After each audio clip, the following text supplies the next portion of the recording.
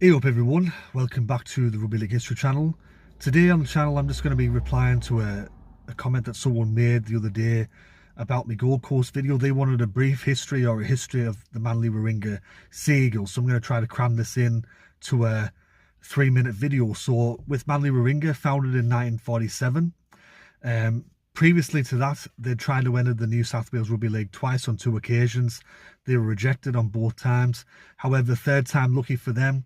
And one of the things that really got them into the New South Wales Rugby League is that they won the President's Cup Grand Final against North Sydney. And this was a curtain raiser to, I think, the Australian and New Zealand Test match at Sydney Cricket Ground. And surprisingly, North Sydney were the team that were big advocates of a Manly team being in the New South Wales Rugby League competition.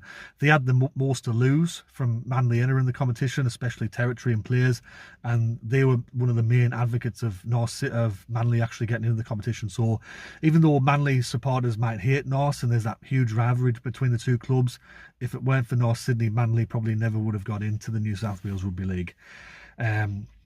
With Manly, they were successful pretty much straight away. They made their first grand final within the first 4 years of existence. It was the highest scoring grand final in NRL/New South Wales Rugby League history, still is.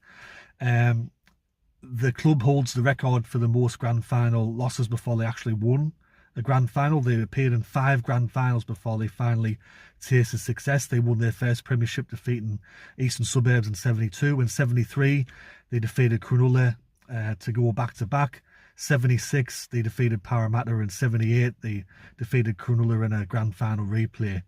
An interesting fact about Manly is that every decade since the 70s have won at least 1 premiership. No other club can boast that. They've also never come last in the New South Wales Rugby League/NRL competition.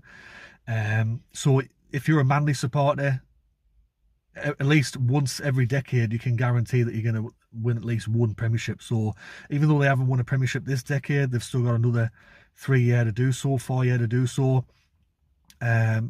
With Manly, they produced a lot of legendary players. One of them is an immortal in Bob Fulton, and I think even though they're probably not the most supported club out of the Sydney clubs, and they're not one of the biggest clubs out of the Sydney clubs, you could say, in terms of fan base and revenue and stadium size and all that. In terms of premierships, they've won 8 premierships in total. They're quite a successful team. They made the finals on a lot of occasions. So that's just a brief history of Manly crammed into a 3-minute video. I hope you enjoyed it.